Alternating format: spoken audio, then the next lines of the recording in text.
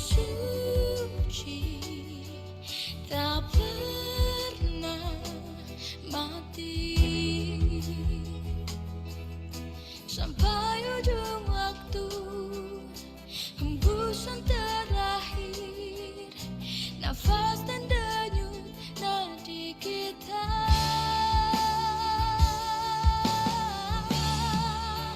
Seharusnya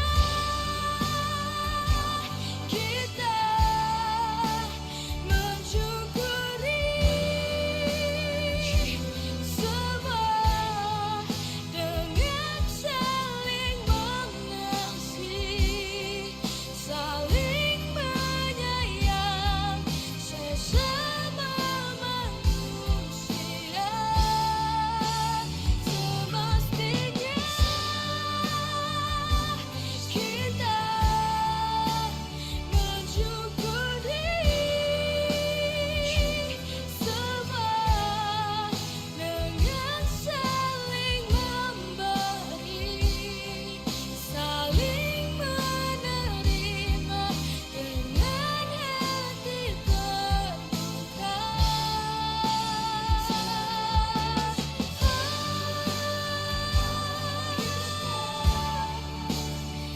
Mensyukuri semua saling mengasihi, saling menyayang sesama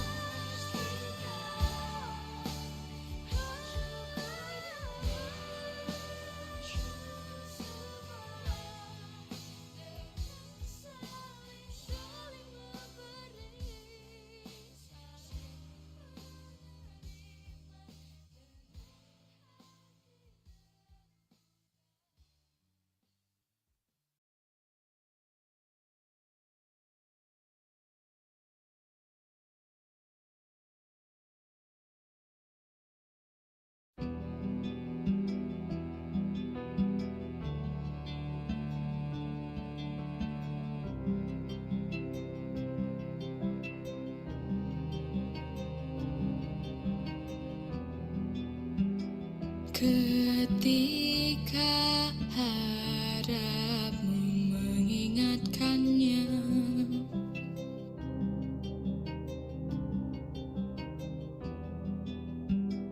berlabuh di puncak hasrat tertinggi.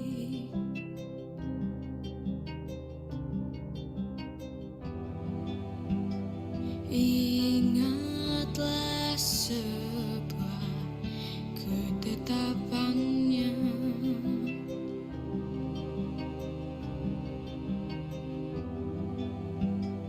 merubah sesuatu mesti dirubah.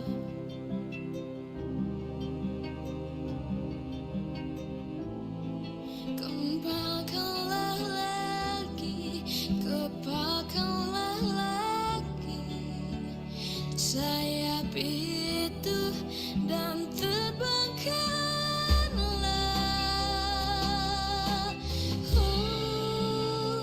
Dan biarkanlah hati bicara, mohon padanya dan berusaha. Biarkan waktu bicara selama semua lurus adanya.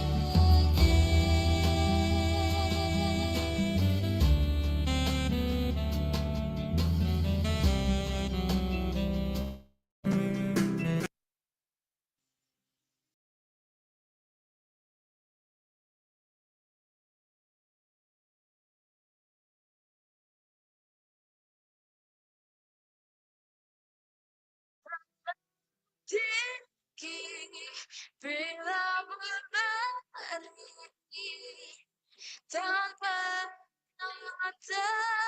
henti,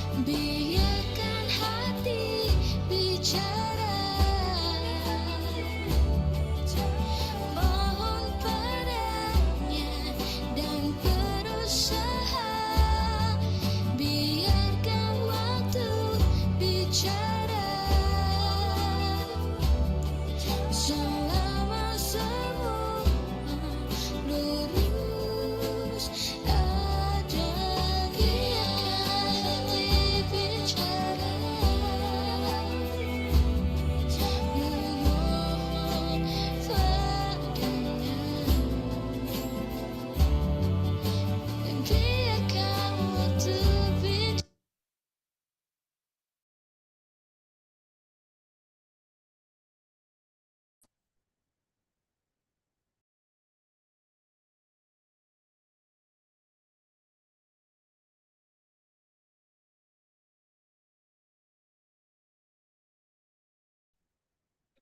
Oke, Assalamualaikum warahmatullahi wabarakatuh. Selamat pagi teman-teman semua.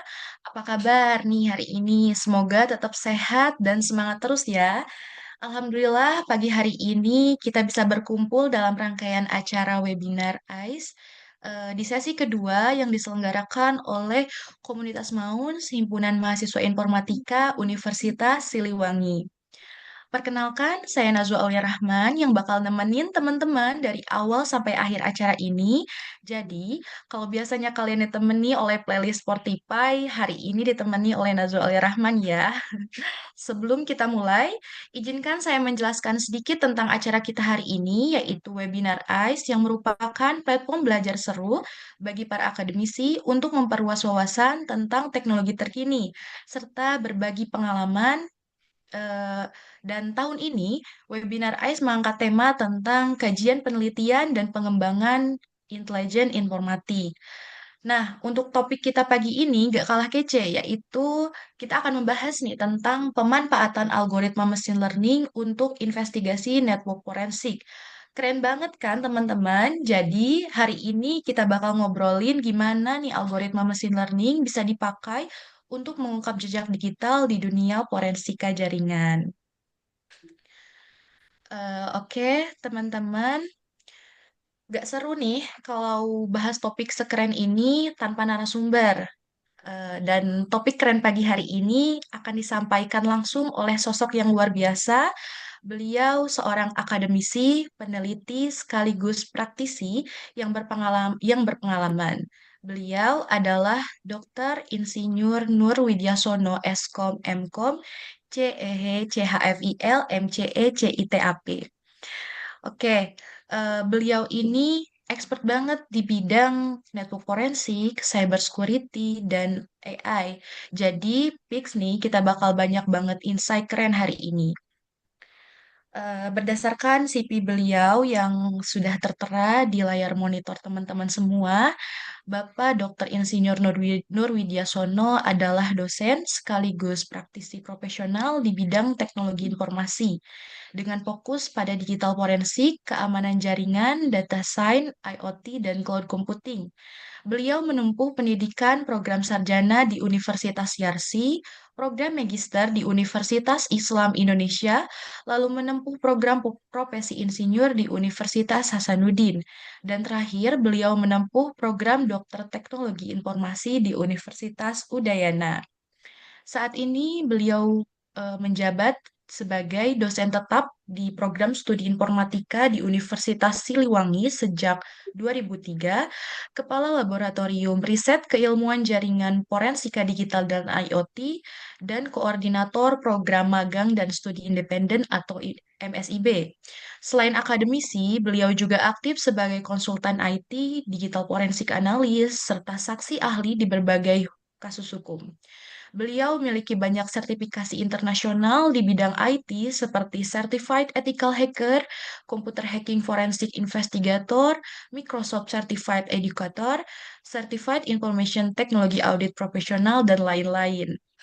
Keren banget kan teman-teman? Beliau juga aktif di berbagai organisasi, antara lain aktif sebagai pengurus Aptikom Jawa Barat, aktif sebagai anggota tetap, dan salah satu pendiri eh, Asosiasi Forensik Digital Indonesia.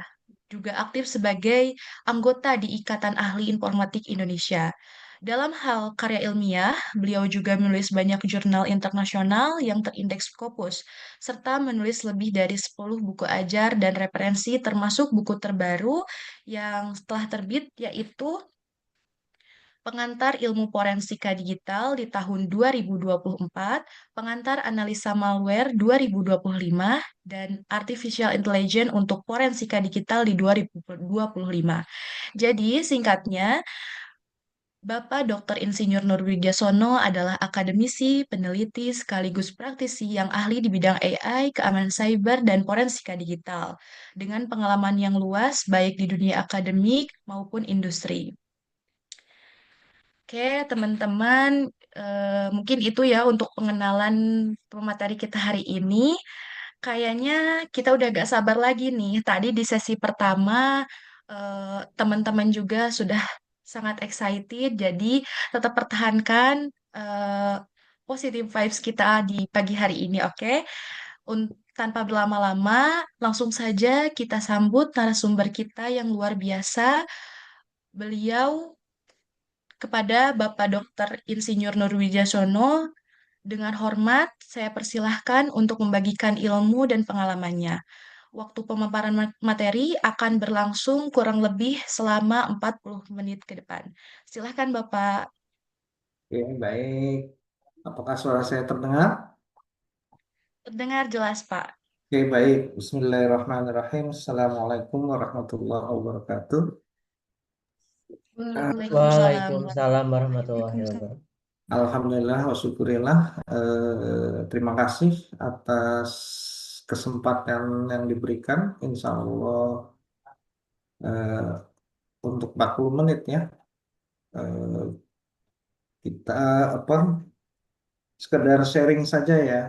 Jangan bilang saya sebagai ahli, tapi kita sama-sama belajar. Ya, karena sampai saat ini pun saya masih belajar, terutama untuk kaitannya dengan artificial intelligence gitu ya. Oke, izin share untuk naskah.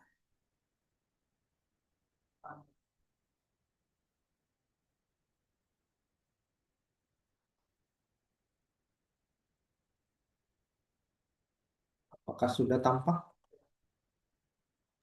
Sudah, Bapak. Kenapa? Aman. Oke, baik. Eh,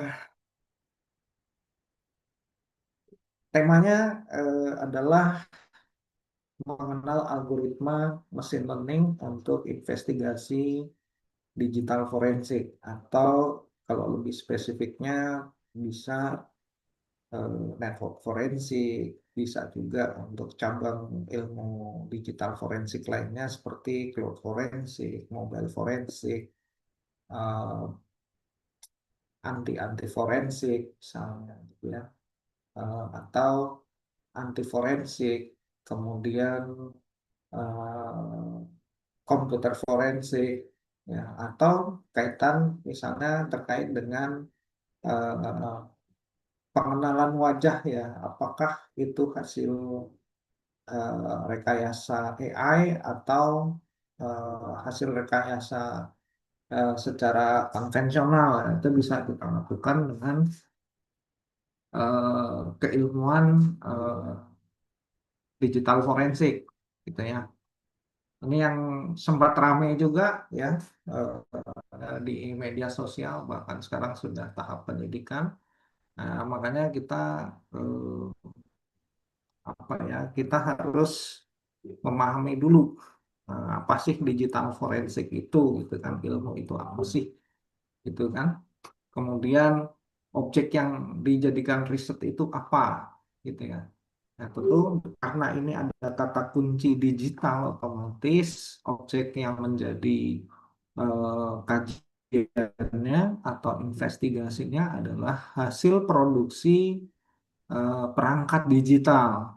Ya, apakah itu dari perangkat IoT, perangkat network, perangkat server, atau dari komputer dan seterusnya gitu ya. Nah, itu yang utama itu.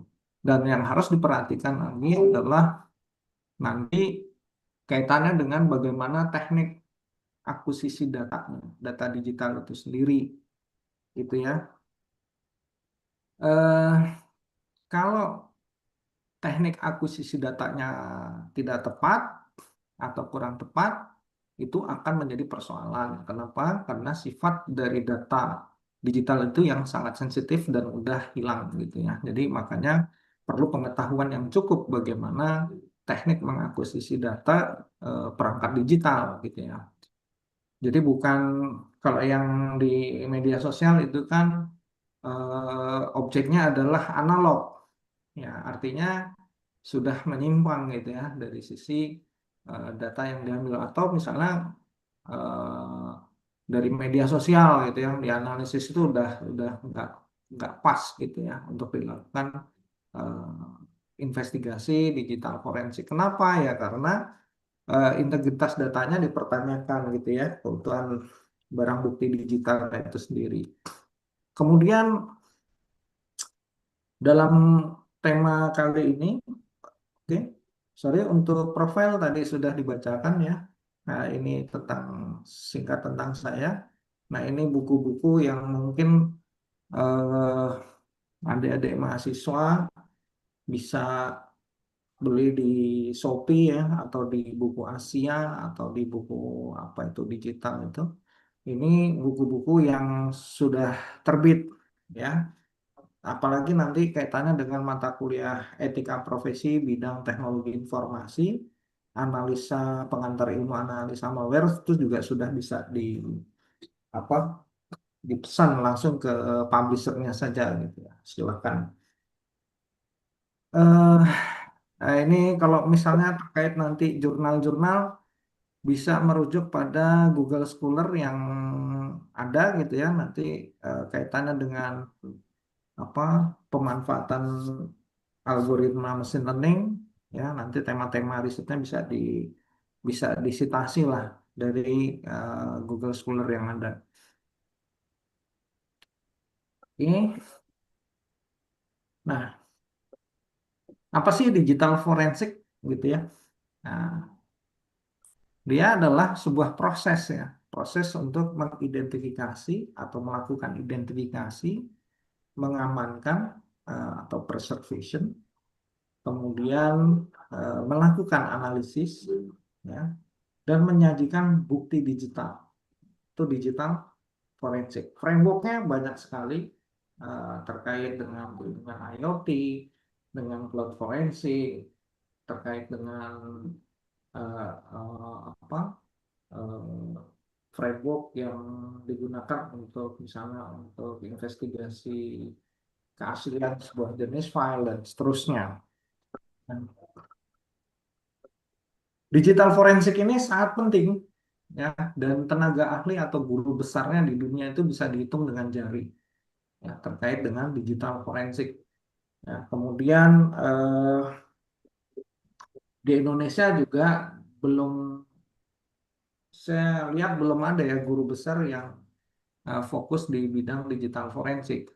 Yang paling banyak mungkin lebih ke cyber security gitu ya. Kemudian dari sisi praktisinya, ini sebenarnya peluangnya besar ya untuk adik-adik semua ke depan karena kejahatan cyber itu kecenderungan grafiknya itu kasusnya selalu naik. Jadi peluang untuk profesi di bidang digital forensik analis itu sangat terbuka lebar dan perusahaannya khusus untuk eh, apa digital forensik analis ini perusahaan asing yang ada di Indonesia itu juga sudah lumayan banyak ya seperti EY Indonesia yang pusatnya ada di Eropa, Concord yang ada di Australia, di Indonesia dan kliennya itu kebanyakan juga dari perusahaan-perusahaan yang ada di Indonesia ya. Bahkan beberapa waktu lalu ada permintaan in-house training untuk di bidang digital forensik untuk staf-staf IT yang ada di perusahaan tersebut. Nah, itu sebenarnya peluang dan tantangan gitu ya. Bagaimana kita bisa menularkan keilmuan tersebut melalui workshop, melalui training, atau melalui webinar ini. Kemudian, kenapa perlu digital forensik dan eh, algoritma-algoritma mesin learning tadi gitu ya? Karena setiap perangkat network, setiap perangkat IoT, perangkat cloud atau traffic data yang ada di internet itu merupakan data yang sangat besar itu ya kalau dikumpulkan itu bisa apa istilahnya big data. Nah, big data itu yang saking besarnya itu perlu di mining gitu, makanya ada istilah data mining gitu kan. Ditambang, dikelola, terus berkembang lagi adalah lebih dalam lagi dengan memanfaatkan algoritma-algoritma tadi mesin learning gitu ya. Bagaimana tadi dengan banyaknya data eh, proses investigasinya supaya lebih cepat. Bayangkan kalau datanya jutaan rekor, gitu ya. Bagaimana kita melakukan investigasi network forensik maupun eh, cabang digital forensik lainnya, gitu ya. Itu dilakukan secara manual. Tentunya akan menghabiskan banyak waktu, gitu ya. Nah, karena dasar atau latar belakang masalah tersebut, gitu ya, perlu kita yang namanya teknologi yang cerdas. Makanya ada apa istilah baru lagi ya kalau menurut saya. Jadi eh, apa eh, jadi eh, investigasi forensik cerdas gitu ya untuk bagaimana kita mengungkapkan atau melakukan analisis secara cerdas menggunakan apa tentunya di sini menggunakan algoritma-algoritma yang apa yang bisa dioptimalkan untuk mempercepat proses investigasi gitu ya. Nah, ini statistik dari jenis serangan gitu ya. Kalau di luar negeri di kuartal pertama di 2025 ini eh, tentunya apa serangan cyber bidang pendidikan, pemerintahan, telekomunikasi, kemudian di organisasi kecenderungannya selalu naik gitu ya. Di sisi Indonesia pun juga kecenderungan cybercrime-nya juga naik. Apakah melalui Instagram, WhatsApp, Twitter, atau TikTok, atau via email gitu ya. Jenis serangannya beragam ya dan itu selalu apa grafiknya selalu naik gitu ya, menunjukkan kenaikan gitu ya dari tahun ke tahun. Nah, apa sih peran mesin learning? Tentu saja di sini adalah otomatisasi melakukan analisis gitu ya data forensik karena datanya besar gitu ya eh, perlu dilakukan analisa yang lebih akurat lagi, lebih terinci, lebih cepat gitu kan.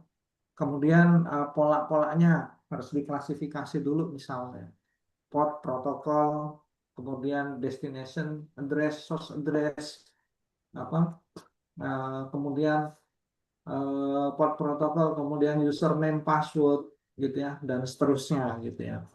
Kemudian perannya lagi adalah melakukan deteksi ketika terjadi anomali, gitu ya, dan pola yang mencurigakan, gitu, ya, yang seharusnya datar, ini kenapa kok ada lonjakan, lonjakannya naik, atau kenapa kok dia turun, itu ya, grafiknya, gitu ya, dan seterusnya.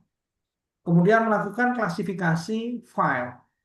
Ya, mungkin bisa diakses aplikasi yang bisa digunakan widya.cloud gitu ya itu untuk konversi misalnya gini eh, file extensionnya udah dirubah yang tadinya docx atau .xls atau ppt dan lain sebagainya diubah ke jenis file yang abc gitu misalnya atau jenis file yang agak-agak aneh gitu ya. Nah, itu dengan aplikasi yang ada di set tersebut dan itu merupakan hasil penelitian juga itu bisa secara otomatis gitu ya ketika file tersebut diupload akan dikembalikan ke jenis file aslinya gitu. Jadi nanti file itu diklasifikasi jenisnya apa ya.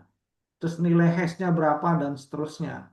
Apakah dia masuk kategori ekstensinya ada sebuah malware gitu ya atau misalnya ini di aktivitas di jaringannya dia ada lonjakan-lonjakan, misalnya kalau secara konvensional itu kita bisa menggunakan show IP accounting ya di network. Kalau misalnya beban trafficnya itu besar melebihi kapasitas bandwidth, berarti ada sesuatu yang mencurigakan gitu ya. Misalnya port UDP.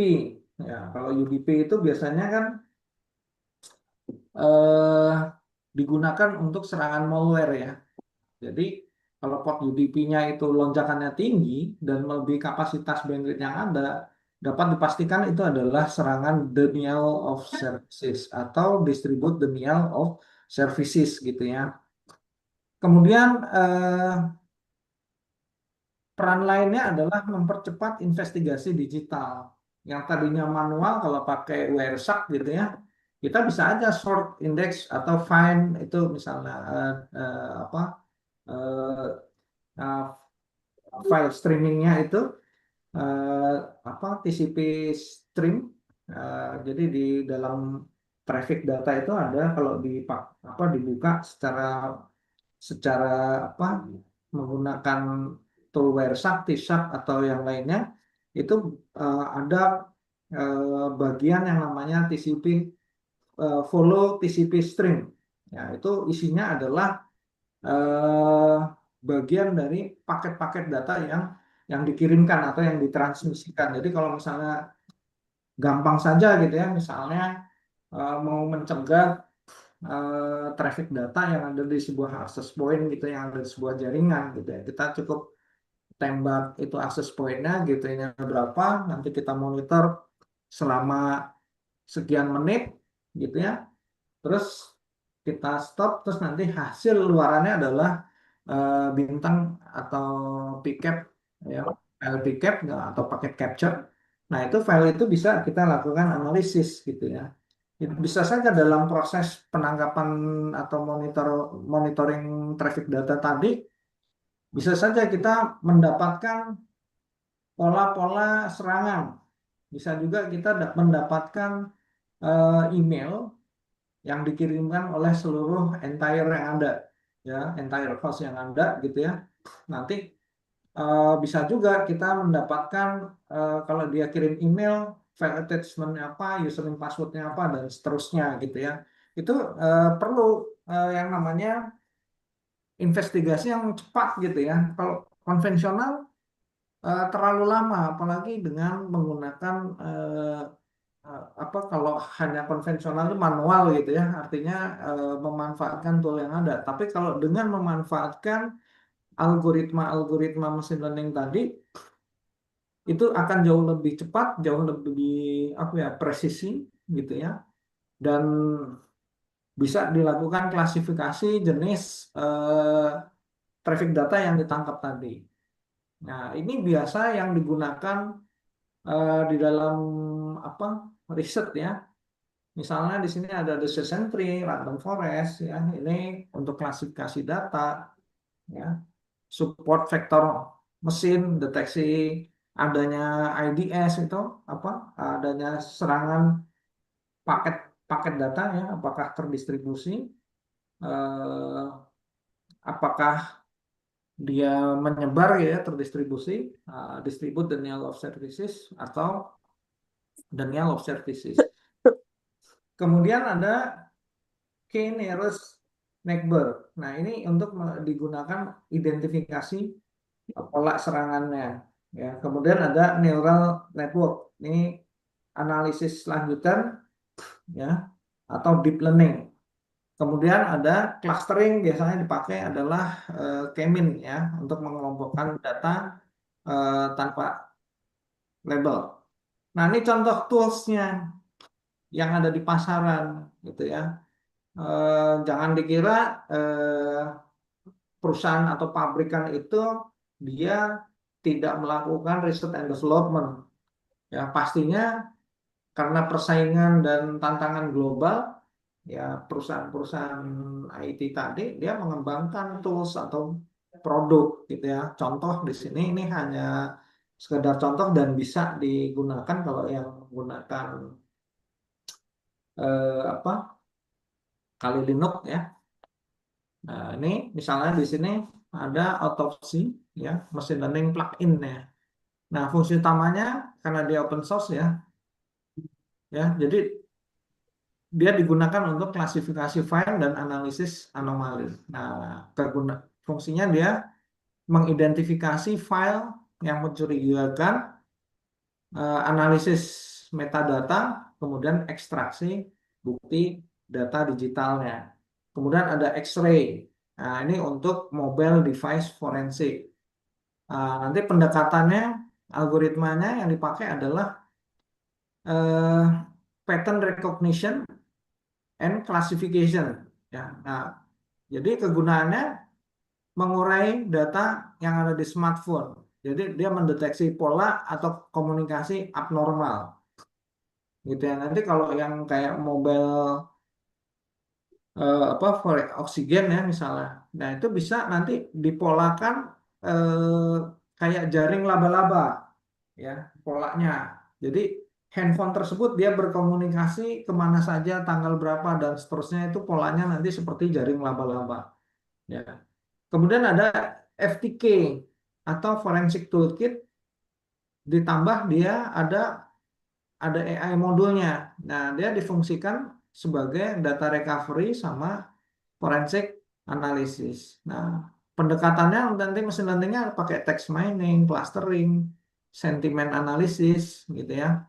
Misal di sini, kegunaan forensiknya misalnya dalam analisis email, dokumen, komunikasi berbasis teks ya, misalnya apa tuh, voice note ya yang ada di mana, WhatsApp, Telegram dan seterusnya. Kemudian contoh lain misalnya apa? Magnet Axiom. Ini all-in-one forensic platform. Jadi eh, Windows, Unix, Linux, ya, Mac OS dan seterusnya. Ya, pendekatannya nanti dia untuk apa? Gambar dan video recognition. Nah, ini eh, apa kegunaan forensiknya nanti untuk mendeteksi explicit content atau CSEM, atau nanti untuk analisis artefak media sosial misalnya. Nah, ini beberapa alat lainnya ya, ada Celebrate UVED and Analytic, itu lumayan alatnya sekitar 500 jutaan ya. Jadi yang pernah diajukan tapi sampai sekarang belum terrealisasi. Ya, doanya saja mudah-mudahan tahun ini, kalau tidak tahun ini, tahun depan lah ya, bisa terrealisasi, kita mengisi lab digital forensik. Oke, Celebrate di dalamnya itu ya menggunakan nanti pendekatannya adalah deep learning atau natural language programming ya di sana nanti. Atau NLP ya, untuk analisis percakapan ya, karena biasanya dari smartphone tadi ya, deteksi kata kunci, kemudian Teh advokasi ada, humas ada tuh. oke, bisa saya lanjutkan. Jadi nanti ada jaringan komunikasi ya, kemudian mendeteksi adanya intrusi ya. Kemudian ada Cognito Detect atau Vectra AI. Ya, dia difungsikan untuk network forensik dan deteksi ancaman ya. Nanti pendekatannya, algoritmanya ya machine learning untuk anomaly detection. Nah, di sini sorry tadi mendeteksi intrusi jaringan atau IDS ya, intrusion detection system ya biasanya. Nanti dan aktivitas mencurigakan secara real time ya ini. Nah, ini menarik nih, bisa dijadikan tema penelitian nih kalau mau dibuat alatnya. Ya. Kemudian ada Darktrace Cyber AI. Nah, ini fungsinya nanti untuk cyber threat, ancaman cyber, dan forensic analysis. Nah, ini algoritma mesin learningnya yang digunakan nanti bisa self-learning AI atau unsupervised machine learning. Jadi dia mendeteksi serangan zero day dan pola anomali pada traffic jaringan yang digunakan. Kemudian ada TensorFlow, ya, Custom Forensic Machine Learning. Ya, frameworknya nanti pendekatannya adalah framework machine learning atau AI. Algoritmanya nanti menggunakan deep learning, CNN atau RNN. Nah, nanti peneliti atau ahli untuk membangun model forensik yang sifatnya custom. Nah, studi kasus dan implementasi biasanya digunakan ya kasus-kasus yang sering gitu ya, itu serangan phishing. Ya, ini phishing ini kaitannya dengan email. Pastinya masalah ujung-ujungnya adalah penipuan uang ya di sana. Kemudian analisis log jaringan, ya misalnya di Cisco router, di Juniper gitu ya, atau di Huawei, atau di perangkat network jaringan gitu ya. Kalau ada log gitu ya, nah akses ilegal, nah itu bisa bisa dilakukan analisis ya, berdasarkan log yang ada.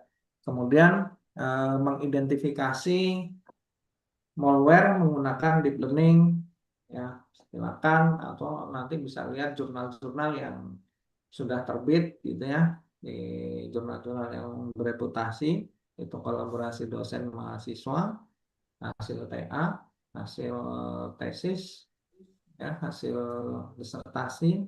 Ya, silakan itu bisa di apa ditengok ya, prosesnya seperti apa. Kemudian forensik pada perangkat mobile atau mobile forensik gitu ya, untuk studi kasusnya. Ini contoh ya,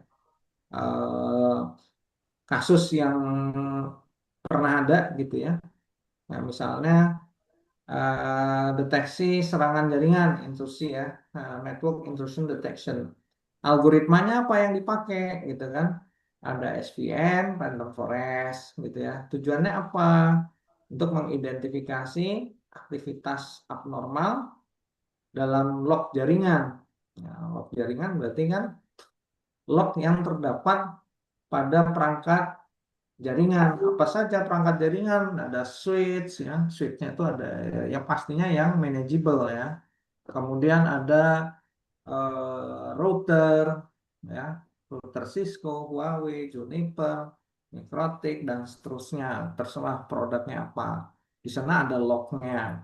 Kemudian banyak digunakan untuk IDS, IPS dalam investigasi cyber. Nah, misalnya gini, teman-teman mau ngebangun alat nih, riset gitu misalnya, ya silakan aja bikin alat menggunakan mini PC, ya isinya adalah program yang difungsikan untuk IDS, misalnya pakai Snort atau pakai apa yang berbasis Linux, kemudian diinjek algoritma machine learning yang diperlukan. Nah, itu nanti mini PC itu diberikan beberapa port gitu ya untuk traffic incoming, outgoing gitu ya, atau yang forwarding gitu ya. Terus nanti softwarenya difungsikan untuk memonitor atau menangkap setiap traffic yang lewat perangkat tersebut. Sekiranya teridentifikasi ada lonjakan, ada jumlah traffic atau anomali terkait port-port tertentu, misalnya UDP gitu ya, yang sering dipakai untuk serangan malware atau denial of services. Nah, itu dimonitor. Misalnya ada serangan SQL injection gitu, di port 444 gitu ya, atau 445, ya itu dia bisa mendeteksi gitu. Oh, ini ada serangan SQL injection. Dia akan ngasih alarm, atau si sistem yang sudah dirancang tadi dengan mesin learning tadi, dia akan melakukan blokir secara otomatis gitu ya. Gitu. Kemudian ada klasifikasi malware, ya studi kasusnya. Penelitian saya dan mahasiswa terkait tugas akhir itu ada beberapa tentang serangan malware ya, yang diklasifikasi menggunakan random forest, menggunakan algoritma lain gitu ya. Jadi eh, tujuannya ya untuk memisahkan malware dari software yang normal misalnya berdasarkan signature dan behavior. Itu pakai metode behavior ya.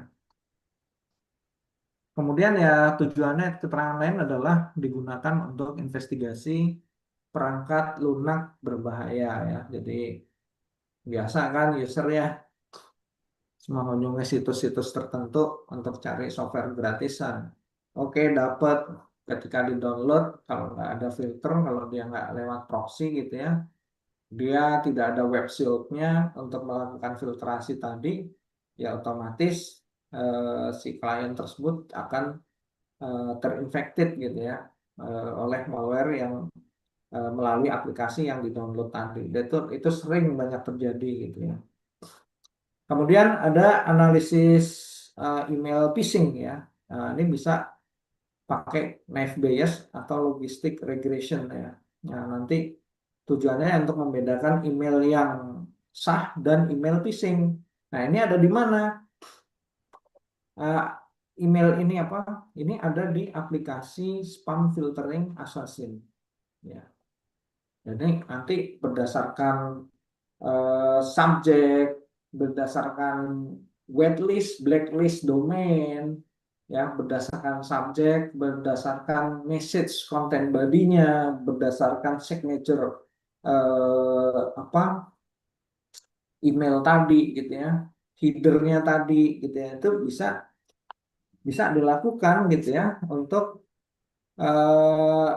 dilakukan filtrasi gitu ya, dianalisis apakah ini mengandung malware, apakah ini mengandung spam, apakah ini berdasarkan kata gitu ya, word, misalnya ada kata farmasi, farmasi dalam konteks teks yang normal, ada juga farmasi dalam konteks setiap hurufnya dirubah, A-nya jadi angka 4, R-nya tetap gitu ya, misalnya M-nya jadi apa gitu ya, dan seterusnya gitu.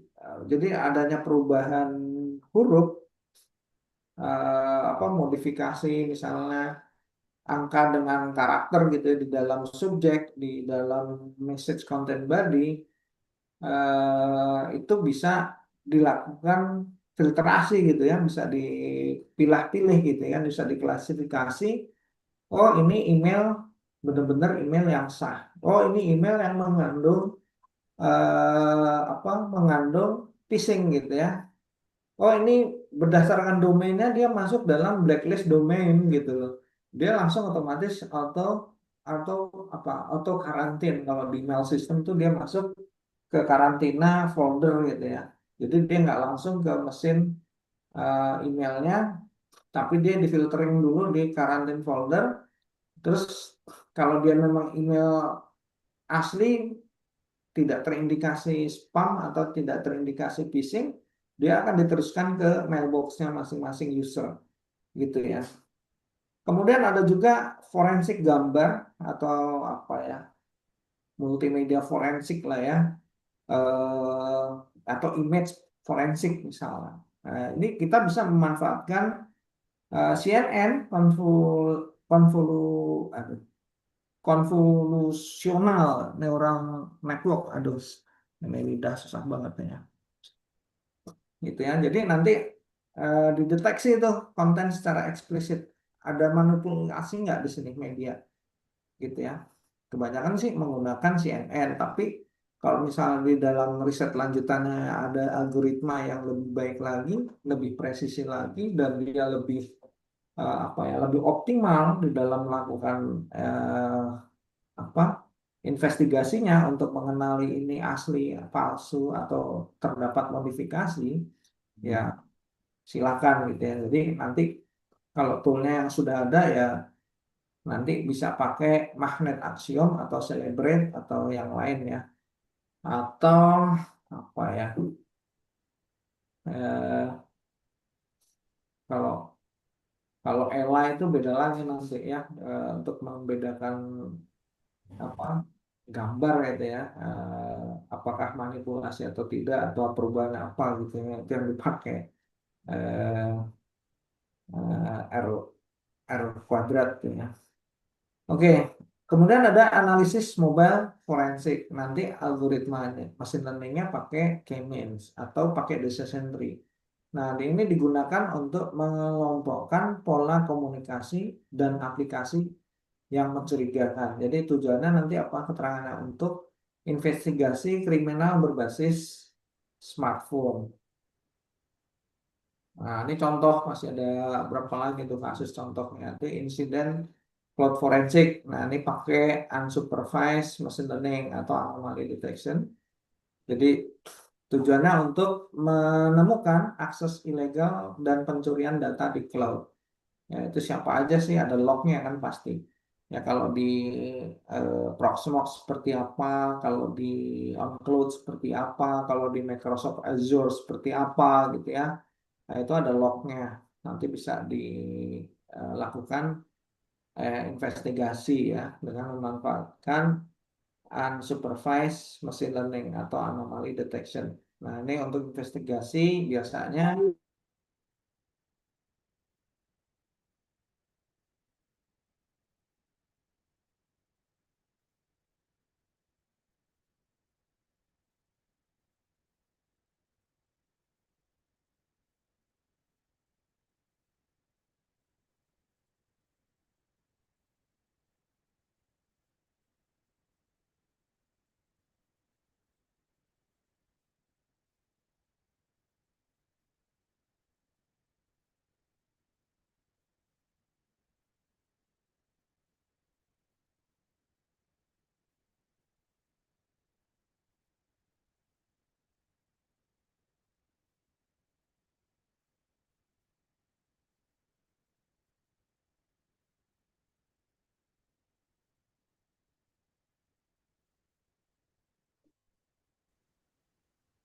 sebentar saya share lagi. Ini saya di kampus. Sebentar.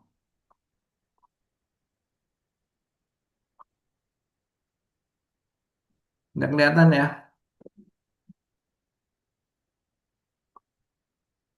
Oke. Kedengaran suara saya masih? Terdengar, Pak. Terdengar, Pak, terdengar. Terdengar, Pak. dengar. Baik, saya lanjutkan lagi.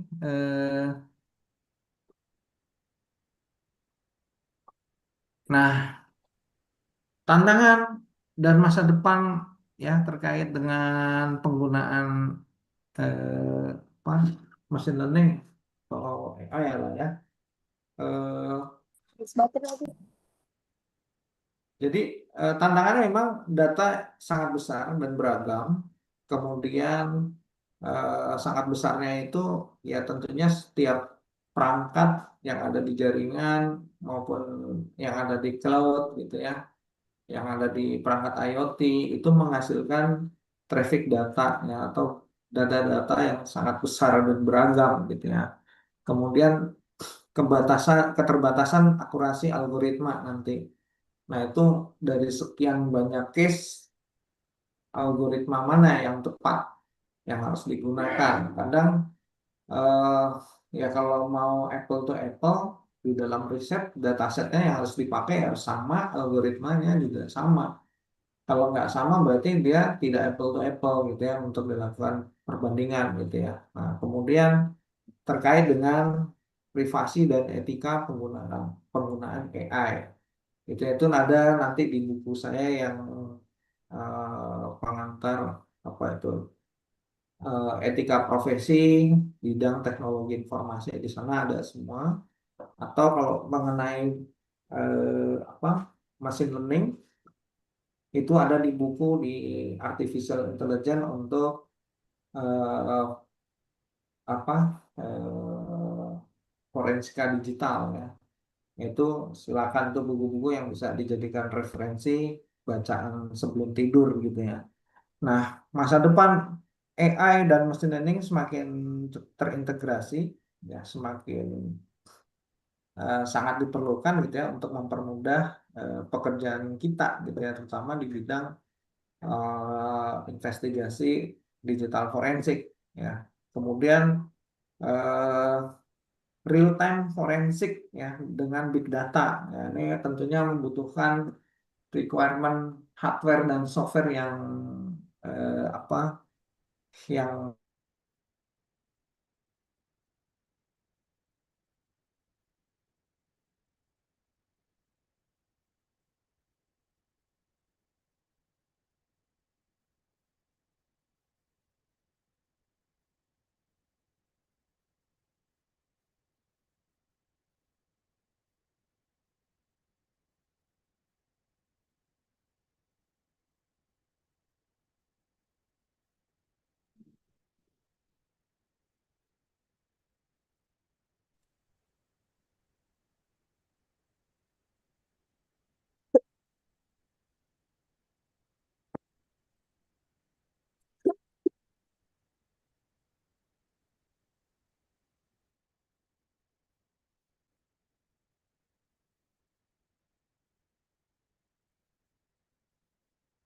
lagi ya, ini internetnya tidak stabil rupanya.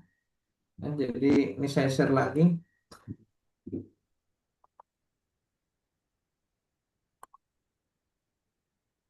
Sudah muncul ya. Oke, jadi eh, sedapat mungkin kita harus kolaborasi lintas ilmu pengetahuan supaya apa? Supaya berkembang gitu ya. Berkembang. Misalnya kakak isi dengan JKF ya, kakak JKF. Itu nggak bisa sekarang JKF apa jalan sendiri-sendiri nggak bisa. Kenapa? Karena di dunia ini eh, kita tidak boleh apa ya menutup diri. Kita harus open minded lah ya bahwa serangan cyber sekarang sudah berbasis AI ya sehingga investigasinya pun atau mempertahankannya pun dari serangan tersebut harus berbasis AI. Jadi AI dilawan AI gitu ya. Jadi nggak bisa eh, kalau kita manual serangannya AI ya jebol terus gitu loh ya. Apalagi yang sekarang ini terjadi gitu kan. Ada perusahaan yang mengkoordinasi serangan berbasis AI itu. Targetnya siapa ya? Ya perusahaan-perusahaan strategis, ya pemerintahan. Nah itu sudah ada dan masuk di Indonesia gitu ya. Jadi kenapa kok di Indonesia bocor terus gitu ya? Di samping orang atau oknum yang ada di dalamnya juga tidak punya integritas gitu ya. Di samping itu serangannya juga sudah berbasis AI gitu ya. Ya berapa kali sering apa serangan itu terjadi udah sangat sering dan bisa kalian monitor gitu ya di Honeynet, BSSN Go ID gitu ya atau di situsnya punyanya salah satu perusahaan antivirus ya. Itu bisa secara real time, secara live, bisa kita monitor serangan tersebut detik per detiknya, 24 jam nonstop. Itu real time serangannya. Ya, bayangin kalau kita apa tidak kolaborasi gitu ya, dengan keilmuan-keilmuan lainnya ya. Eh, ya tentunya ya apa ya tidak berkembang gitu ya. Jadi hanya katak dalam tempurung saja gitu ya, merasa paling paling pinter sendiri, merasa paling ini sendiri, sementara di luaran sana sudah jauh lebih luas lagi sudut pandangnya gitu kan, capaian-capaian itunya gitu ya. Jadi monggo lah ya buat adik-adik yang nanti tema risetnya berkaitan dengan cyber security, digital forensik, semua tentu mengarahnya bisa berbasis artificial intelligence. Karena sertifikasi profesional cek CAFI generasi ke-13 ini sudah berbasis AI semua. Ya, jadi kita nggak boleh nutup mata gitu ya, bahwa AI itu di sisi lain sangat membantu, tapi kalau di tangan orang yang dalam tanda kutip kriminal gitu ya, bisa disalahgunakan gitu ya. Jadi kita harus benar-benar apa wise gitu, harus benar-benar bijak dalam penggunaan AI tersebut gitu ya. Mungkin itu dari saya. Jika saya kembalikanlah ke moderator ya, mudah-mudahan sharing knowledge ini bermanfaat ya buat kita semua. Itu saja, silakan. Baik, terima kasih Bapak. Wah, luar biasa banget ya materinya hari ini. Pasti banyak juga nih teman-teman mungkin yang masih penasaran dan ingin bertanya. Silahkan untuk teman-teman yang punya pertanyaan langsung drop saja pertanyaannya di link Slido yang telah tadi operator sudah lampirkan ya di kolom chat. Atau kalau mau lebih interaktif, boleh juga langsung gunakan fitur raise hand untuk bertanya secara langsung kepada pemateri kita hari ini. Yuk, teman-teman.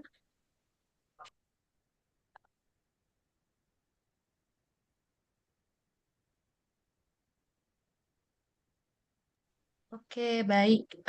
Ada Saudara Muhammad Ilham Rizky nih, Pak, yang ingin bertanya. Silahkan, Saudara Ilham bisa langsung buka audionya ya. Baik, terima kasih. Punten, saya Muhammad Ilham Rizky dari Fakultas Teknik Informatika Universitas Siliwangi. Izin bertanya, untuk perihal ini algoritma yang tadi dijelasin panjang lebar, sekiranya nih kita kan tahu nih ada serangan cyber. Nah, untuk algoritma itu kan banyak sekali ya. Nah, kenapa kita harus pakai algoritma yang segitu banyaknya? Misalkan kita cuma pakai algoritma yang bentuk pohon aja gitu loh. Kan itu kan sama-sama algoritma gitu loh. Apa bedanya dengan algoritma yang lain? Baik, terima kasih. Udah, itu aja. Oh, boleh tanya lagi kah yang banyak? Kalau bisa saya jawab, saya jawab. Wah, kalau kayak itu saya izin bertanya lagi, izin menambahkan. Saya ini ada cita-cita sebenarnya mau bikin robot sekelas kayak Tesla gitu, robot Nggak humanoid. apa-apa.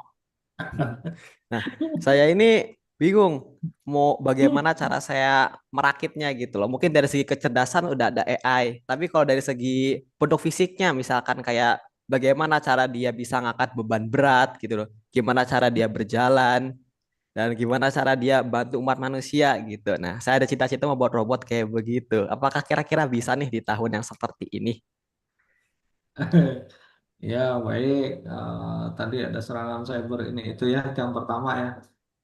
Kok algoritmanya banyak banget gini itu ya. Biasanya ya kita merujuk aja pada riset ya. Kalau di perusahaan itu dia ada Departemen Research and Development. Dia dapurnya itu ya setahu saya loh ya, eh, tempat saya dulu bekerja, dia merancang ya, mendesain ya. Dalam hal ini tentunya dia melakukan berbagai macam uji coba ya, modelnya kemudian disimulasikan, nanti ketemu mata kuliah simulasi dan model gitu ya. Nanti diuji tuh dataset yang dipakai, modelnya seperti apa, nanti disimulasikannya sebagaimana, nanti bentuk serangannya seperti apa. Nanti dikembangkanlah dari beragam model tadi, beragam uji coba tadi gitu ya. Nanti dituangkanlah, diambil model yang paling tingkat akurasinya presisi gitu ya.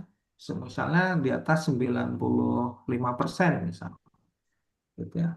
Kemudian dia tingkat apa presisi akurasi, kemudian dia eh, ada apa misalnya apa ya, ada mungkin pasti ada deviasi juga ya, pasti ada celah lah untuk itu. Cuma bagaimana dari sekian banyak algoritma tadi gitu ya, bagaimana dari sekian banyak algoritma tadi mana yang paling sesuai untuk digunakan misalnya dalam mengidentifikasi pola serangan IDS gitu ya, di dalam intrusion detection system ya, atau misalnya di dalam pola model DDoS misalnya.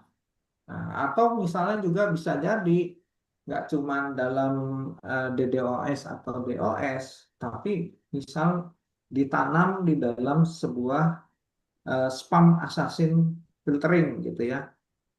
Nah, itu gimana tuh? Model mana yang paling paling mumpuni gitu ya, yang paling akurat.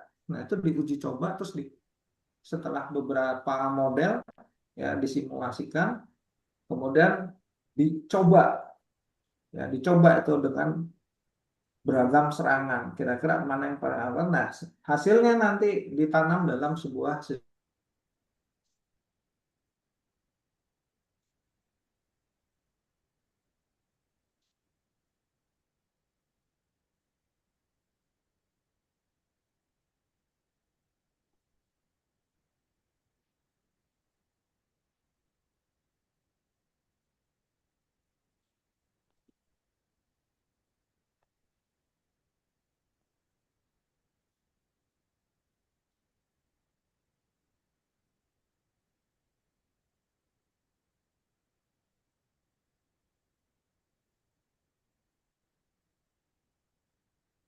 Maaf ya, ini linknya nggak stabil. Oke, jadi dari misal tadi model kita ambil contoh spam filtering assassin. Nah, di sana dengan beberapa parameter kan nanti, oh berdasarkan whitelist, blacklist domain misalnya. Kemudian berdasarkan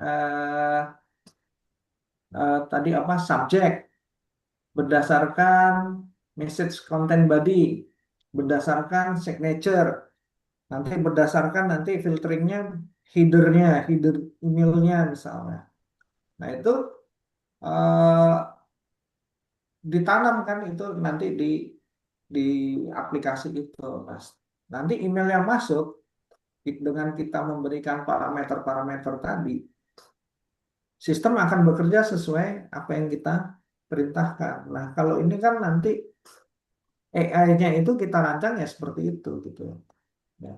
Dari sekian banyak model disimulasikan gitu ya, terus diuji serangan-serangan tadi dengan beragam serangan. Nah, dari sekian model mana yang paling presisi, paling akurat? Ya. Dia melakukan identifikasinya yang paling cepat, kan ada proses dengan dia cepat, gitu ya, dan seterusnya. Gitu. Nah, kaitannya dengan tadi apa mau buat robot, ya cita-cita boleh. Nah, saya sih support saja gitu ya, tapi ya kita juga harus realistis juga ya. Kalau di lab kita bukannya nggak bisa gitu ya. Kalau misalnya perangkat kita memadai, lengkap gitu ya, dan memenuhi standar gitu ya, standar labnya AI gitu ya, standar labnya apa data science misalnya. Nah, dan kita mempunyai standar minimal yang harus dipenuhi ya, insya Allah sih bisa gitu loh. Kenapa? Ya kita harus optimis ya. Dulu di perusahaan saya dulu bekerja, nah, itu putra-putra Indonesia yang kita bikin satelit sendiri, bisa nggak bisa, dan itu terbesar di Asia Pasifik, namanya Garuda 1. Kemarin launching lagi Satria 1, gitu ya. Nah, itu buatan Indonesia, gitu. Dan kita bisa bikin satelit, gitu. Ya, jadi jangan pernah apa hopeless lah, ya.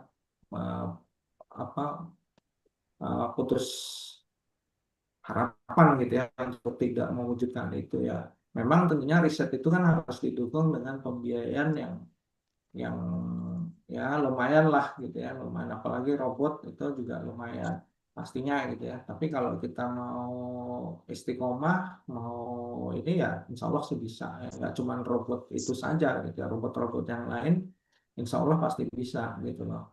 Apalagi kalau kita model ATM ya, amati, tiru, modifikasi misalnya, itu bisa saja. Ya, ya. Ini apa nih, pertanyaan online ya? Atau bagaimana, moderator? Mungkin itu Ini apa nih? Eh, Baik, se- terima kasih. gitu ya, Ilham ya. Iya, siap.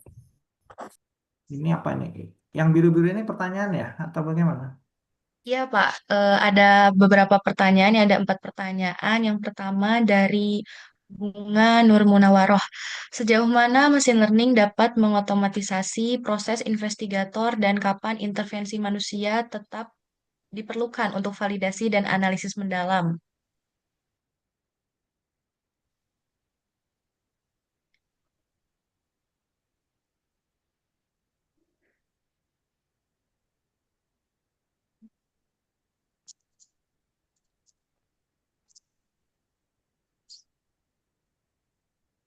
Mungkin Wah, teman-teman mohon maaf ya, ada kendala di jaringan sepertinya.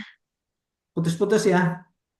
Ya, Tuh, berarti putus-putus. internet tidak stabil muncul di saya.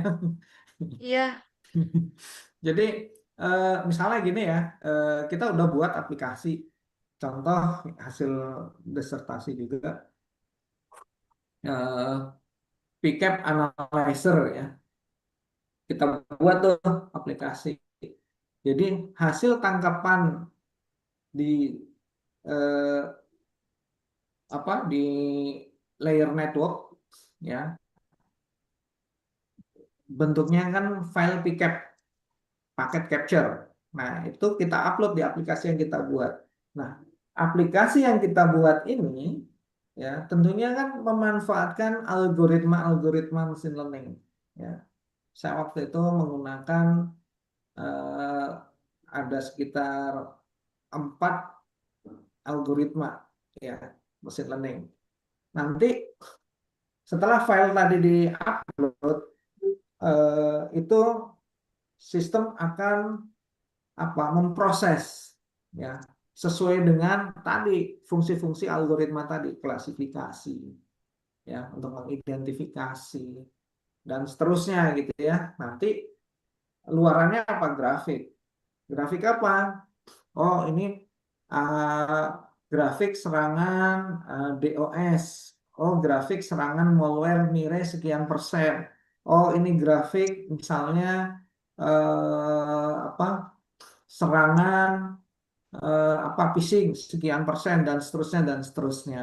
Dan tidak hanya itu, nanti di aplikasi itu gitu ya, misalnya nanti muncul tabel ya, source address, destination address, jenis serangan gitu ya. Terus nanti eh, ada rekomendasi apa eh, yang harus dilakukan untuk supaya tidak terjadi serangan itu gitu kan. Kira-kira seperti itulah ya. Itu yang sifatnya masih eh, itu di smooth itu ya,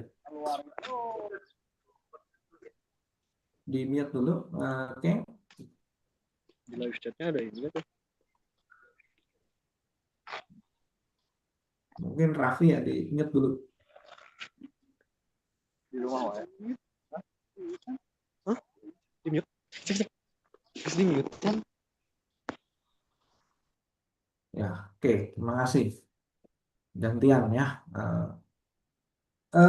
Jadi dari aplikasi itu dengan memanfaatkan algoritma machine learning tadi, secara presisi kita bisa melakukan identifikasi jenis serangan, jumlah serangan, besaran dan seterusnya gitu.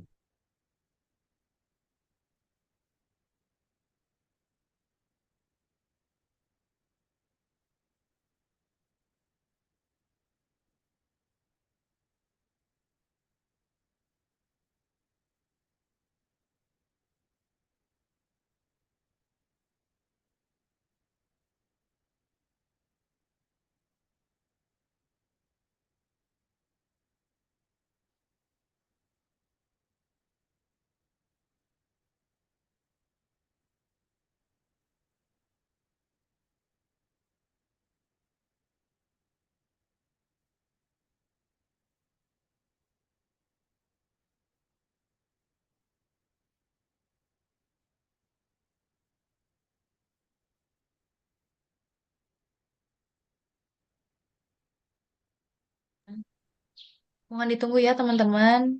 Mungkin Bapak sedang berkendala di jaringan ini ya.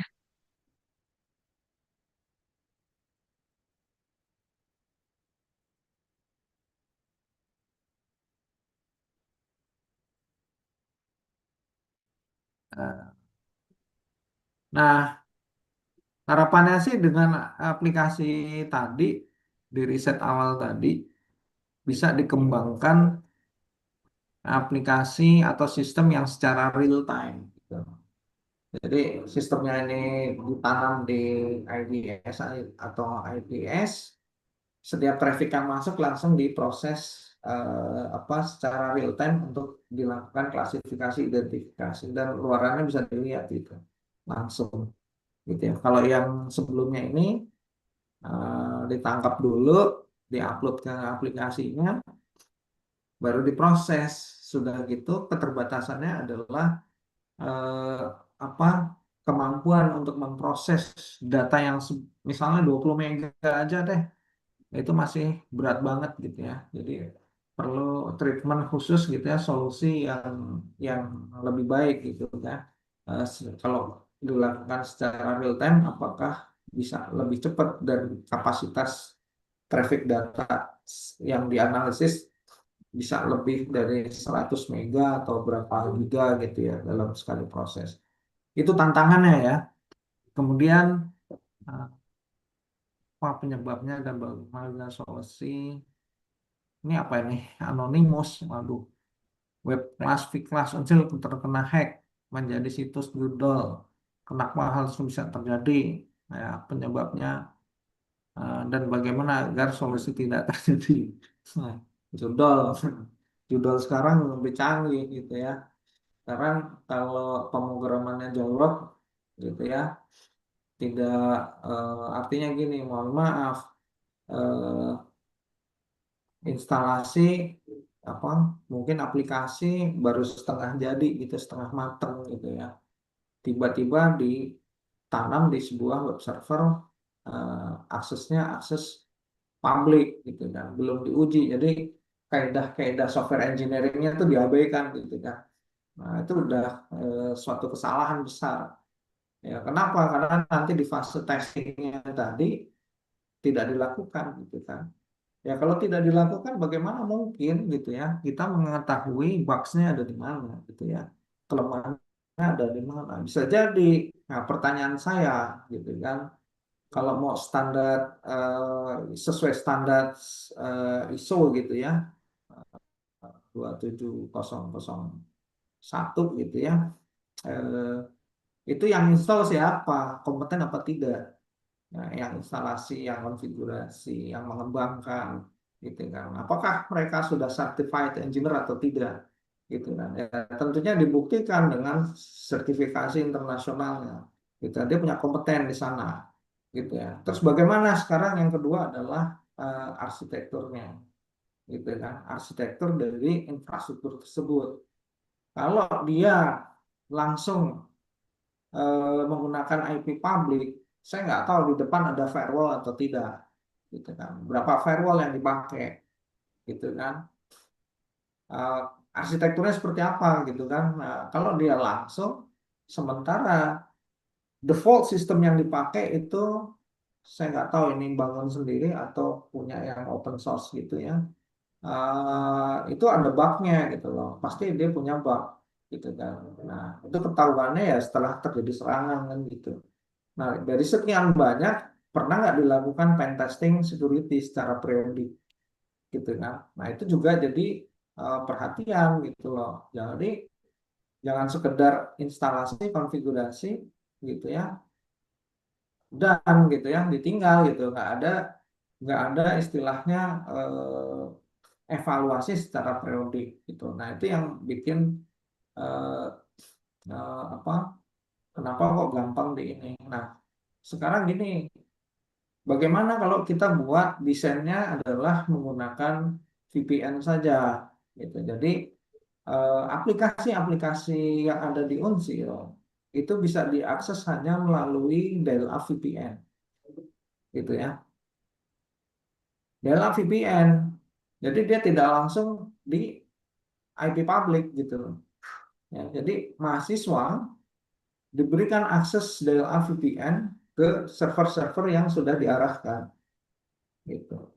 Ya. Nah, tapi nggak tahu ya, itu silakan, itu kebijakan eh, di universitas gitu ya, supaya tidak kena lagi bagaimana caranya gitu ya. Ya kira-kira seperti itulah ya. Jadi banyak faktor gitu ya. Kenapa kok sering kena judol gitu kan? Kayak di Kominfo kabupaten lah, saya buka-bukaan saja karena di sana tidak ada firewall sama sekali.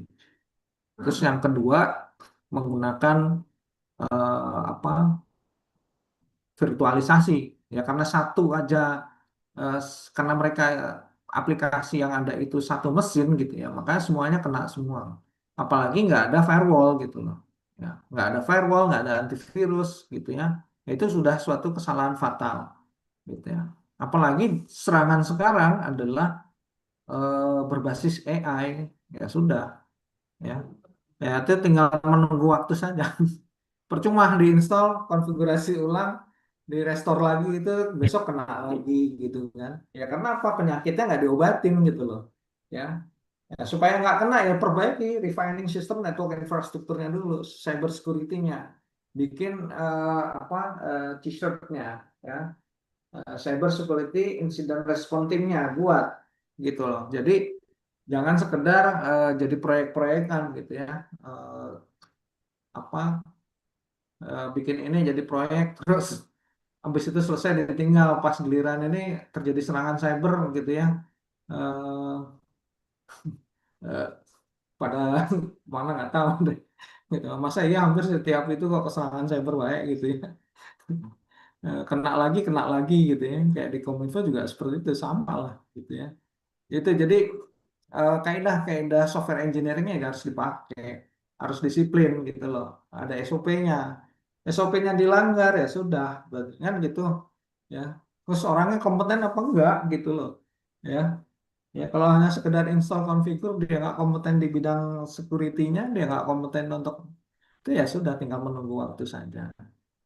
Nih, kemudian siapa nih ya? Apa saja cara untuk menggunakan AI dan machine learning dalam pengembangan keamanan cyber seperti ini? Apa saja cara? Maksudnya gimana ya? Apa saja cara? Eh, ya awalnya ya kita harus ini dulu ya. Apa ya? eh, Sering ngulik ya. Ya. Jadi cara menggunakan AI itu seperti apa sih? Ya kita sering workshop lah gitu ya. Latihan-latihan kecil lah ya. Datasetnya yang sederhana saja dulu, yang di yang diolah gitu ya, sesuaikan dengan temanya keamanan cyber gitu ya. Misalnya serangan malware-nya, serangan malware khusus yang menyerang infrastruktur IoT-nya misalnya, atau serangan malware jenis lainnya gitu ya. Nah itu kita latihan dulu aja gitu ya dengan tools yang ada. Silakan mau menggunakan Rapid Manner juga boleh, WK juga boleh, atau misalnya mau menggunakan Python ya untuk apa, melakukan analisis tersebut silakan ya. Nah, kemudian ya itu tadi, kalau udah tahu ya sudah, coba buat project sederhana, bikin misalnya bikin apa ya, eh, tool ya, bikin hardware lah, pakai mini PC atau apalah ya, yang kapasitasnya terbatas gitu ya. Tapi kita buatkan beragam itu tadi, atau algoritma yang kita ini gitu ya.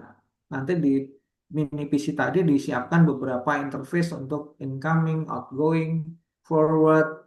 Nanti bikin rule gitu ya, bikin rule untuk investigasi itu gitu ya.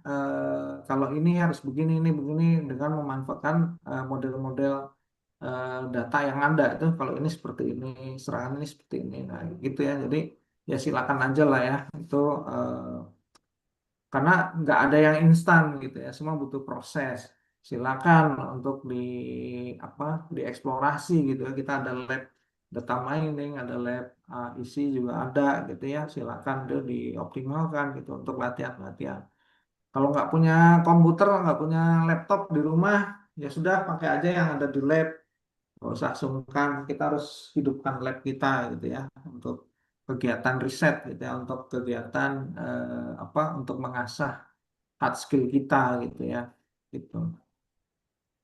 Apalagi nih, Goodman, bagaimana algoritma machine learning dapat meningkatkan akurasi dalam membedakan traffic normal dan traffic berbahaya pada proses network forensik. Yaitu tadi, ya, tadi sudah disampaikan dengan adanya beragam serangan tadi, ya kan itu kan serangan tadi itu kan bentuknya kan bisa jadi dataset kan kalau kita kumpulkan ya, dalam bentuk picap file apa paket capture gitu kan.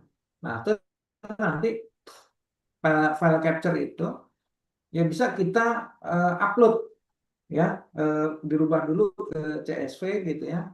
Kemudian diupload tuh ke mana? Ke Rapid Miner misalnya atau ke WK atau ke tools yang lain masih pakai TensorFlow atau yang lainnya gitu ya untuk dilakukan analisis dengan memanfaatkan algoritma-algoritma tadi gitu ya. Nah, terus dimodelkan gitu kan. Mana dari model hasil model algoritma tadi seperti apa, kelemahannya ada di mana gitu ya. Kira-kira seperti itulah ya. Apakah otomatisasi dalam pengelolaan big data bisa mengurangi bottleneck pada proses pengambilan keputusan real time? Nah, ini kan balik lagi ya. Kalau kita punya hardware eh, yang lebih baik lah ya, secara real time kan, ini ya. Ya, kalau real time ya berarti setiap traffic data yang masuk, gitu ya, langsung diproses. Hasilnya adalah keputusannya ini, ya, setiap traffic. Nah, itu ya kalau misal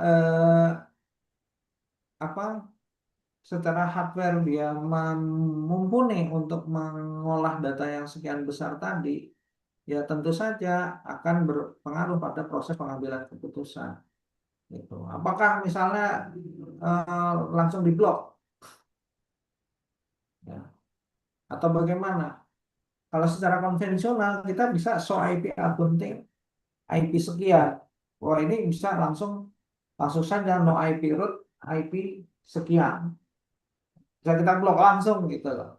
Ya kan? Nah, ini yang kerja kan misalnya mesin apa mesin AI-nya gitu ya untuk langsung, oh ini kalau begini, misalnya jika kapasitas bandwidth 2 mega, maka nah, kalau kalau misalnya jikanya ini ada banyak gitu ya, misalnya traffic yang masuk ke mesin di jaringan, misalnya di internal atau yang mau keluar atau yang hanya sekedar lewat, maka dia chain-nya apa kalau di firewall itu kan ada input, ada output, ada forward gitu kan. Nah itu bisa saja di allow atau block atau di drop. Nah itu nanti tergantung parameter tadi traffic yang lewat itu lebih besar dari bandwidth-nya atau bagaimana. Nanti kan nggak cuma itu ya. Nanti di dashboard monitoring network monitoring sistemnya dia akan ada indikator tuh merah, kuning, hijau dan seterusnya. Ya kalau merah otomatis dia udah down. Down-nya kenapa? Karena sudah denial of services. Gitu. Solusinya gimana? Ya sudah di drop source IP address-nya berapa, langsung di blok gitu secara real time gitu ya. Ya, otomatis hal semacam itu bisa untuk mengurangi tersumbatnya ada di mana gitu ya. Aduh putus lagi ya. Nggak stabil. Oke, itu ya. Ada lagi? Ada satu pertanyaan lagi, Pak. Nih, bagaimana investigator dapat menjelaskan hasil analisis machine learning di pengadilan sebagai bukti forensik tanpa mengganggu privasi data terlapor yang sah? Bagaimana investigator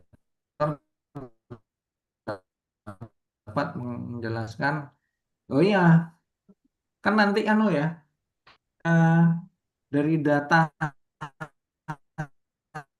hasil proses investigasi itu kan grafiknya, jumlah serangannya ini sekian, ini sekian persen, ya, jadi serangannya ini sekian persen, bahkan ada tabel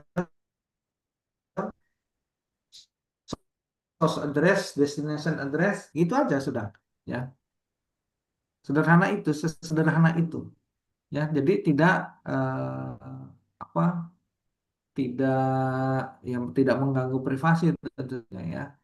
Kalau udah ketahuan source address-nya ini punyanya siapa, kan bisa dilihat di apa, eh, di Upnik atau di apa ya itu istilahnya nanti, aduh jadi dulu Pak, atau di domain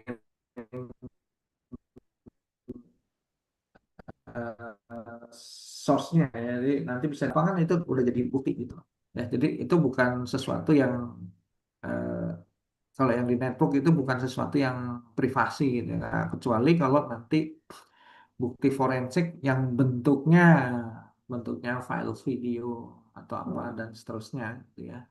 Ya kalau memang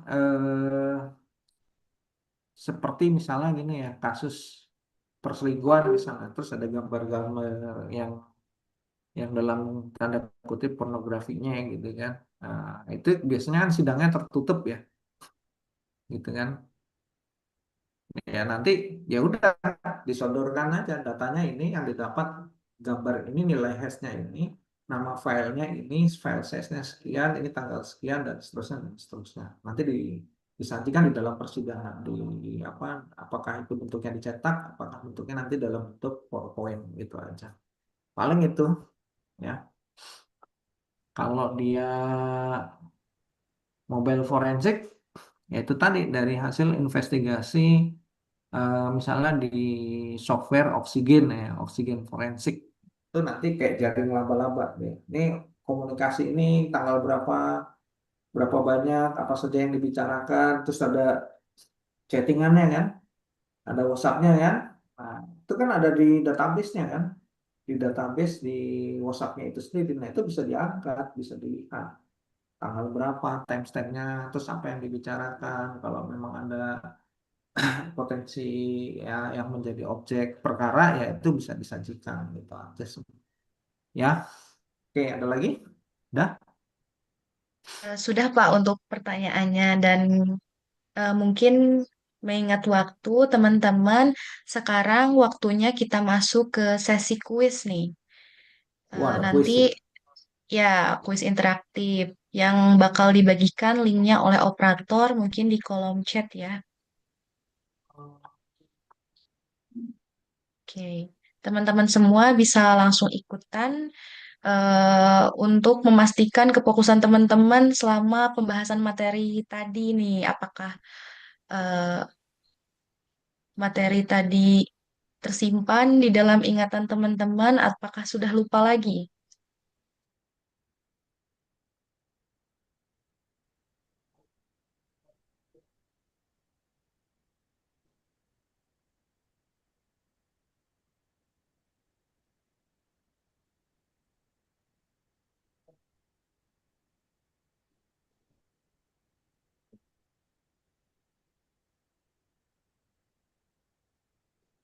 Oke, sambil nunggu teman-teman bersiap-siap untuk mengikuti kuis, aku juga mau ngasih info nih. Jadi selama rangkaian webinar ini, panitia tuh bakal nyiapin hadiah spesial buat 3 orang pemenang. Tapi hadiahnya itu bukan dari kuis ya. Pemenangnya nanti akan diumumkan di akhir acara tanggal 26 Agustus 2025.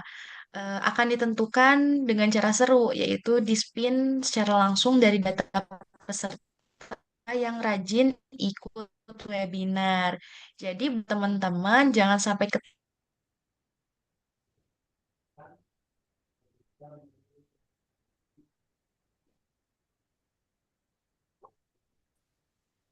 dan jangan lupa isi presensi kehadiran di setiap sesi ya teman-teman.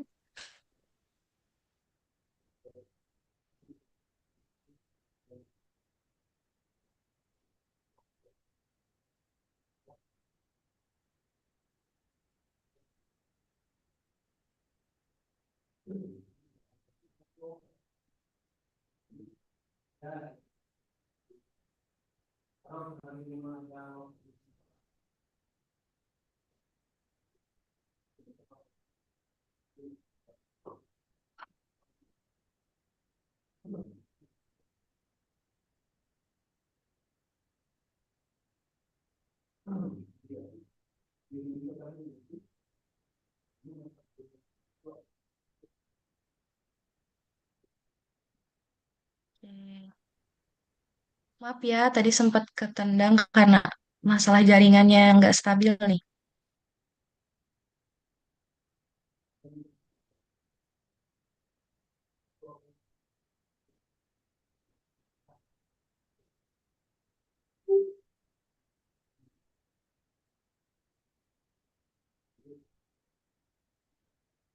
Jadi buat yang belum join, bisa langsung join.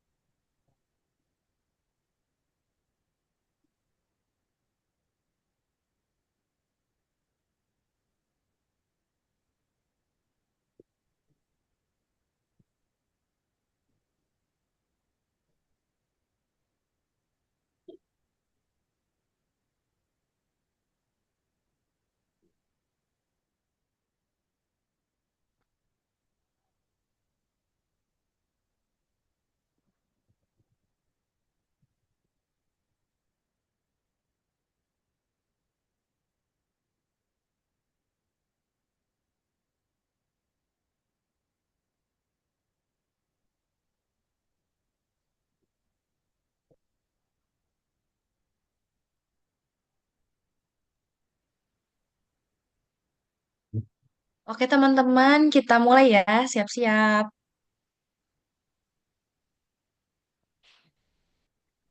Operator boleh mulai.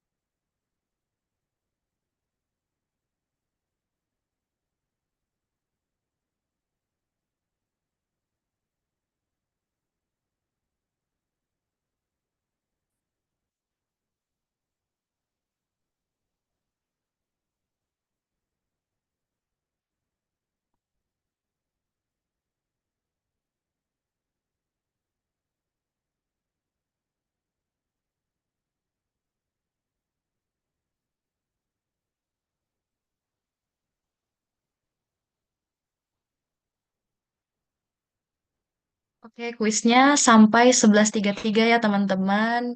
Dilihat dari leaderboard nih, nama aku Yogi dan Brilian udah jadi top tiernya. Ayo teman-teman yang lain semangat ya.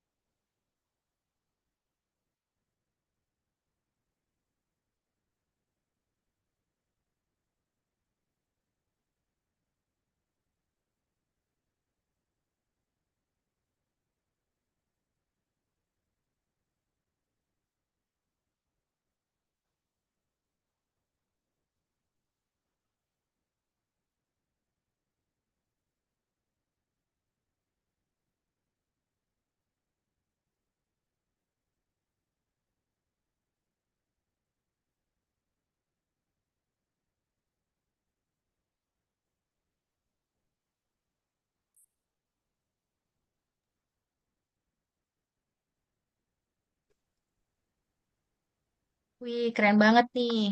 Dari 200 orang ada Pasya A menyusul di jajaran ketiga. 1 menit lagi ya teman-teman.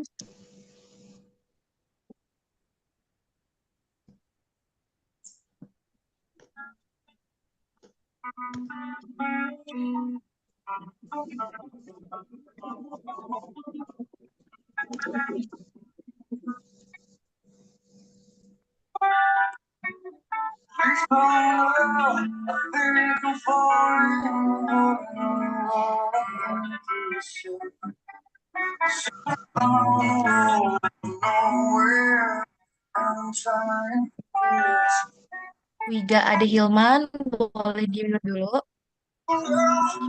Operator Zoom-nya, audio Zoom-nya.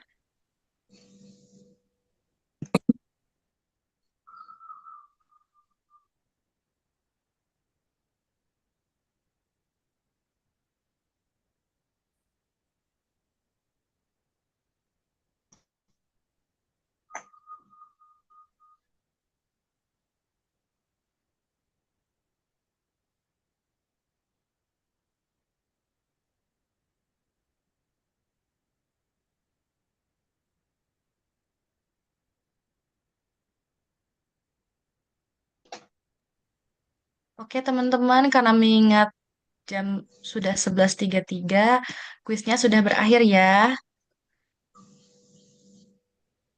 Oke, oke. Wah, selamat. Yang pertama itu ada Aditya Ihsan Maulana, yang kedua nih namanya siapa? NH. Yang ketiga Mulyo. Keren, teman-teman. Makasih ya yang udah pada join di kuisisnya. Baik, teman-teman. Sekarang waktunya pemaparan kesimpulan nih dari sesi pagi hari ini, yaitu mengenai tentang penerapan machine learning untuk digital forensik, di mana kita lihat bahwa machine learning benar-benar membawa angin segar dalam dunia digital forensik. Kalau dulu proses investigasi digital seringkali rumit dan memakan waktu, kini dengan bantuan algoritma cerdas tadi lebih cepat untuk mendeteksi pola mencurigakan, mengklasifikasikan malware, hingga menganalisis data dalam jumlah besar. Tentu saja, eh, keterbaruan tersebut masih ada tantangan yang harus kita hadapi, mulai dari besarnya volume data, keterbatasan akurasi, sampai isu etika dan privacy. Namun, kedepannya integrasi antara keahlian forensik dengan teknologi AI seperti machine learning akan semakin erat, bahkan memungkinkan analisis real-time berbasis big data. So, kuncinya ada pada kolaborasi. Keahlian manusia di bidang forensik berpadu dengan kecerdasan buatan. Dengan begitu, investigasi digital bisa berjalan lebih cepat, lebih akurat, dan lebih bermanfaat bagi penegakan hukum maupun keamanan cyber kita bersama. Makasih nih buat teman-teman yang udah join. Namun sebelum kita menutup acara hari ini, kita akan melakukan sesi dokumentasi terlebih dahulu. Maka saya mohon ketersediaan Bapak dan teman-teman semuanya ini untuk menyalakan kameranya sebentar untuk mengabadikan momen kebersamaan kita di sesi kedua hari ini. Dan jangan lupa ya teman-teman tunjukkan pose terbaiknya nih dan tunggu aba-aba dari operator. Oke. Apakah Baik, Bapak Nurus masih ada di tempat? Masih, alhamdulillah. Oke. Alhamdulillah. Oke, operator udah siap ya. Oke. oke siap siap. Silakan operator. Silakan.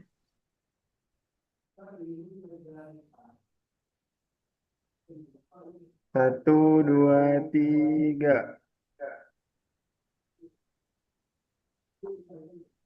Oke, slide dua.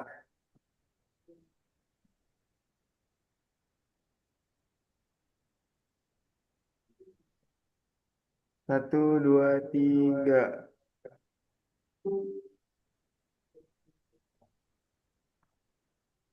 Slide ketiga.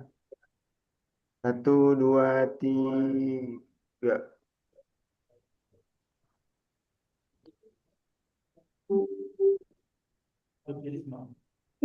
Udah, moderator. Saya kembalikan ke moderator. Oke, terima kasih buat operator. Eh, Terima kasih buat teman-teman yang sudah mengaktifkan kameranya dan berpose bersama kami hari ini. Selanjutnya, jangan lupa buat teman-teman untuk mengisi presensi kehadiran sebagai tanda keikutsertaan di dalam webinar hari ini. Alhamdulillah, kita sudah sampai di penghujung acara. Terima kasih banyak kepada Bapak Dr. Insinyur Nurwidyasono atas ilmu dan pengalaman luar biasa yang dibagikan hari ini. Terima kasih Bapak. Juga terima kasih kepada teman-teman semua yang sudah aktif, semangat, dan setia mengikuti acara dari awal sampai akhir. Semoga apa yang kita dapat hari ini bermanfaat dan bisa menambah wawasan dan tentunya jadi bekal kita di masa depan di bidang teknologi. Saya Nazwa Alfian Rahman selaku moderator pamit undur diri. Mohon maaf bila ada salah kata. Wassalamualaikum warahmatullahi wabarakatuh. Sampai jumpa. Waalaikumsalam Waalaikumsalam warahmatullahi wabarakatuh. Waalaikumsalam warahmatullahi wabarakatuh. Waalaikumsalam warahmatullahi wabarakatuh.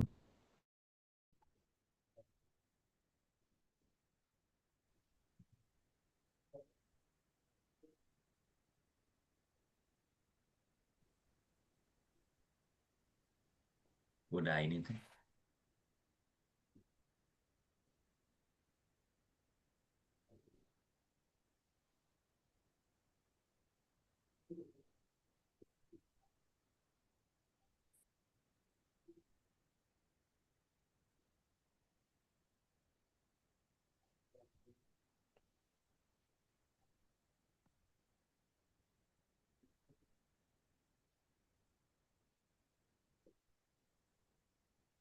Oke, teman-teman yang masih ada di room Zoom ini, boleh teman-teman keluar dan lakukan aktivitas teman-teman seperti biasa, karena alhamdulillah pada hari ini sesi sudah selesai dan dilanjutkan besok. Terima kasih, teman-teman.